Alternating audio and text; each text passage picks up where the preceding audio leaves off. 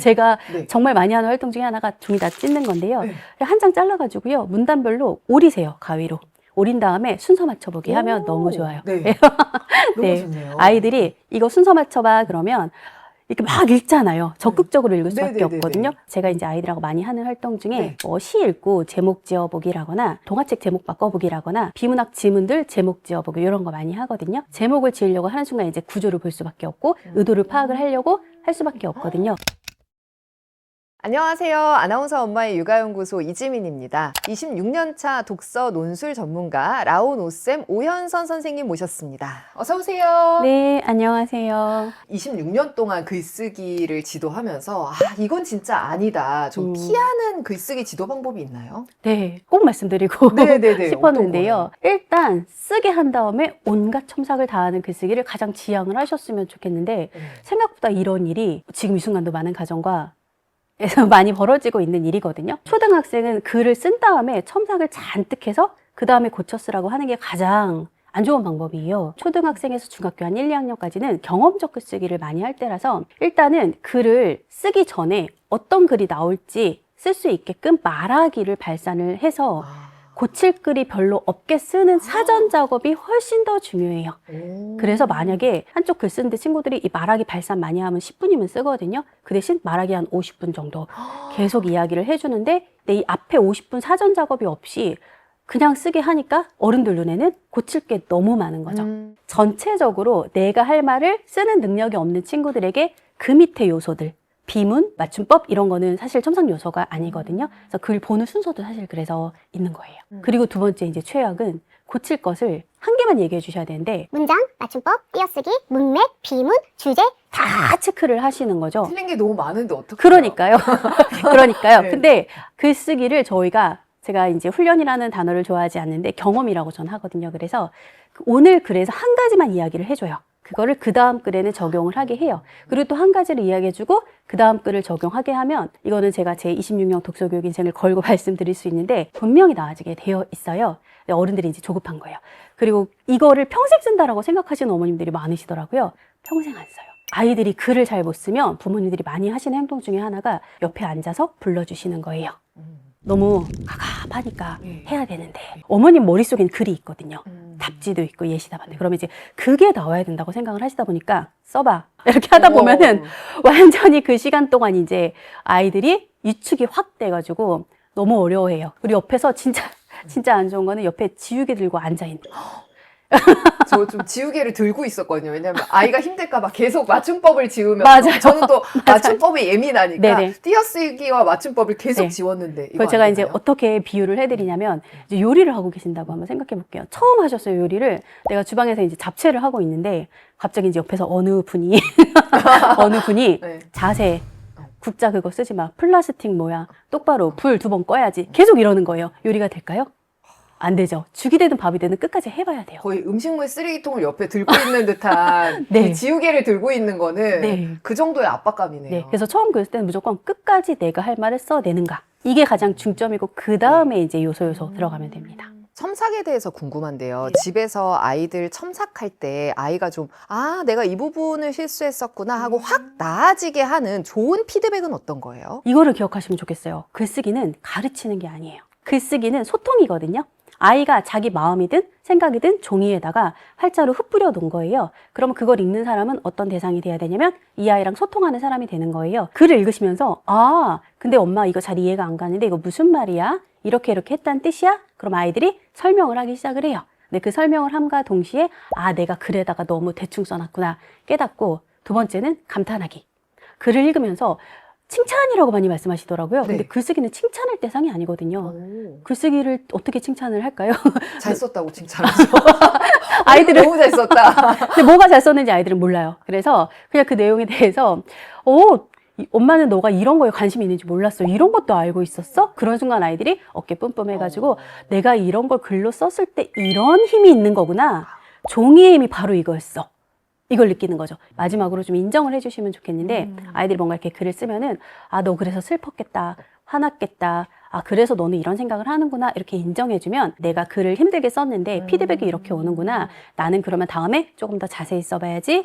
진심으로 써봐야지 이런 마음을 갖게 되어서 잘 쓰고 못 쓰고가 핵심이 아니라 글쓰기 경험을 놓지 않고 하고 있다. 이게 핵심이에요. 초등 학부모님들이 학년별로 이것만 내려놓아도 글쓰기 지도의 절반은 성공입니다 하는 게 있다면요? 저학년 때는 논리적 글쓰기에 그렇게 연연하실 필요가 없습니다. 저학년 때는 논리성이 없기 때문에 그냥 경험적 글쓰기 했던 일 쓰는 것도 충분하고요. 이제 고학년 친구들 되면은 길게 못 쓴다고 염려를 많이 하시는데 어차피 그때는 이제 아이가 자료를 활용한 글쓰기를 많이 하기 때문에 잘 읽는 능력을 먼저 키워주신 게 중요하고요. 중학생 친구들 이제 논술학원 못 다닌다고 걱정 많이 하시는데 논술학원 못 다니는 게 글을 안 써도 되는 건 아니거든요.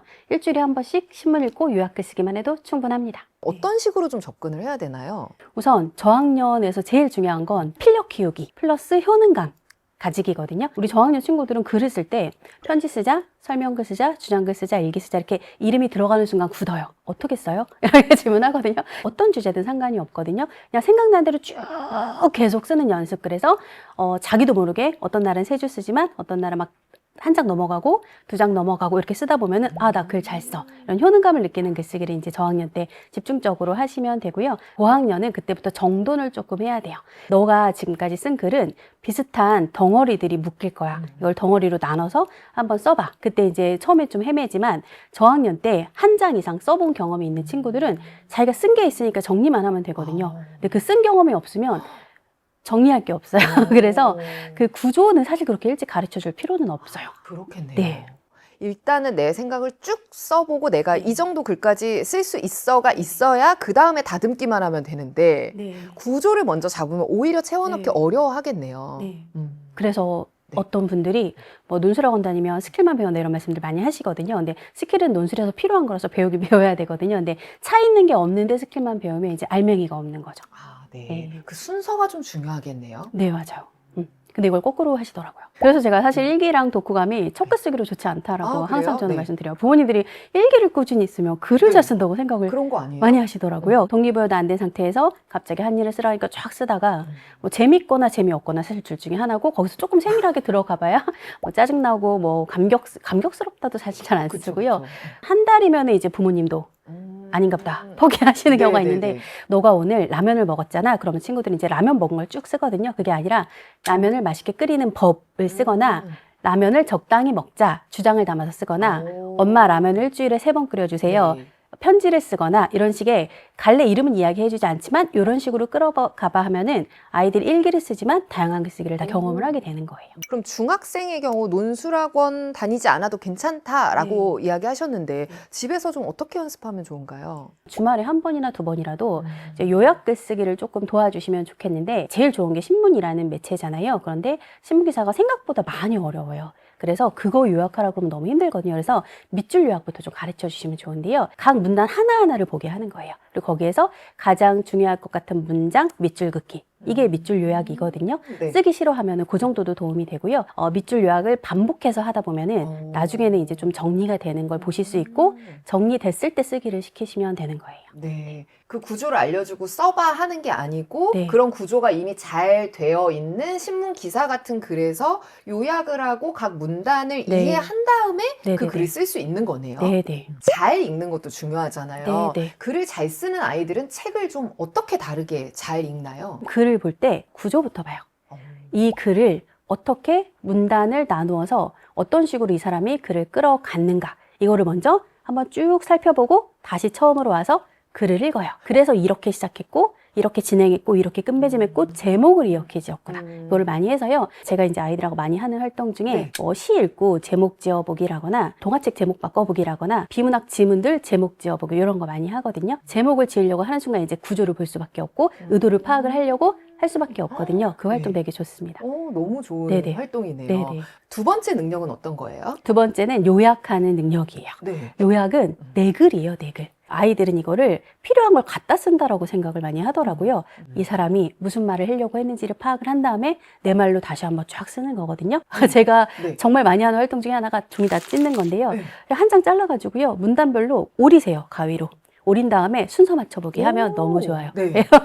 너무 네. 좋네요. 아이들이 이거 순서 맞춰봐 그러면 이렇게 막 읽잖아요. 적극적으로 읽을 수밖에 네네네네. 없거든요. 그리고 본인이 이걸 맞춰봐요.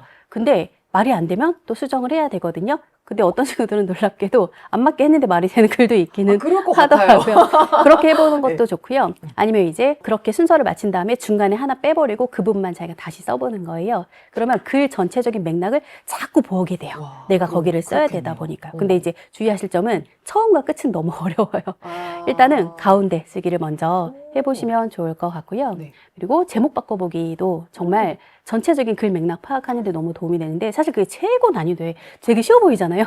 그냥 베껴 쓰는 것보다 그게 더 어려워요. 몇 글자 쓰는 게. 그래서 아이들이 생각을 정말 많이 해요. 현장에서 아이들 보시다가 선생님이 좀 제일 아까워하는 아이, 이 아이는 네. 좀 이렇게 하면 정말 잘할 수 있을 것 같은데 안타깝다 네. 하는 경우는 어떤 거예요? 생각하는 능력을 잃어버렸다고 표현을 하고 싶네요. 시사적인 대화를 제가 이제 많이 권해드리는데 어려워하실 필요 없고요. 그냥 오늘 뉴스에서 본 키워드 하나 던져주면 되거든요. 예를 들면 뭐 뉴스에서 공유경제 이야기가 나왔어요. 그러면 우리 주변에서 공유경제인 게 뭐가 있을까? 그러면 킥보드요. 저거 같이 타는 거 있잖아. 이런 이야기부터 시작을 해서 근데 아까 오다 보니까 킥보드 널브러져 있던데 어떻게 생각해? 이렇게 이야기를 하다 보면 뻗어나가거든요. 그렇게라도 계속 단어를 던져주시면서 자극을 해주시면 좋겠어요. 네. 부모님들이 그래도 하루에 하나 정도는 키워드를 생각을 네. 해야 되겠네요. 아니 그- 왜냐하면 네네네. 부모님들도 일상이 항상 똑같아요. 아, 그러다 보니까 제가 힌트를 이걸, 그럼 생각하지 않으면은 맞아요. 한이가 항상 뭐 네. 배고파? 밥 먹을래? 맞아요. 숙제했니? 네, 맞아요. 뭐 이거밖에 없어서 네, 맞아요, 맞아요. 온라인 그 서점에 들어가셔서요. 비문학 독해 문제집 또는 신문책 이런 거 검색하시면 목차가 있어요. 목차 출력해서 벽에 붙여두세요. 거기에 온갖 키워드들이 다 들어 있습니다. 네. 네. 그 저자신데 목차 네. 출력하라고 하시면 안 되는 거 아니에요? 근데 이제 중요한 건 시작이 중요한 거고 처음에 아이들 교육에서 제가 항상 느끼는 게 너무 부어주면 도망가더라고요. 아이들이 그 자극을 해주고 그냥 이렇게 던져줘야지 네네네. 아이들 여기서 말이 나오지. 맞아요. 아이들이랑 해야지 하면 네. 굉장히 결연한 마음으로 맞아요. 내가 이거 떼겠다 하면서 가면은 네. 아이들이 하루 이틀면 나가 맞아요. 떨어져 있더라고요. 네. 너무 이 방법 좋을 것 같아요. 네네네. 네. 논술을 훈련을 해서 네네. 논리적인 글쓰기를 잘하게 되면 아이들 말버릇도 좀 바뀌는 게 있는지 궁금한데요. 네, 2가지씩 말하기를 아이들이 하게 되는 경우를 제가 많이 봤어요. 아이들이 보통 어떻게 얘기하냐면 중언, 부언 막 한참 이야기를 풀어내가지고 엄마가 이제 참지 못하면 그렇게 얘기하죠. 결론이 뭐야? 하고 싶은 말이 뭐야? 요점만 말해. 근데 이제 논술 쓰기 많이 하다 보면 친구들이 2가지씩 말하기가 나와서 엄마 오다가 진짜 속상했어. 여기서부터 시작을 해서 네. 그 이유들을 이제 풀어내기 시작을 하는 거죠. 그러면 대화도 조금 더 티키타카가 되고 더 아이들의 말하기도 발전을 해요. 신기하네요. 네. 중학교에 들어가서 글쓰기에 어려움을 겪는 아이들이 많다고 하니까 중학교 들어가기 전에 이 정도 글쓰기가 되어 있으면 안심하셔도 됩니다 하는 레벨이 있을까요? 글의 수준보다는 글의 종류를 온갖 글을 다 경험하게 하자. 교과서에 있는 거를 한 번만 변형해서 한 번만 더 써보게 하시면 좋습니다. 예를 들면은 교과서에서 멀리 계신 할아버지에게 편지 쓰기면 집에 와서는 할머니께 편지 쓰기 이런 식으로 해서 초등학교 교과서에 있는 걸 한 번씩 혼자 다 쓸 줄 안다.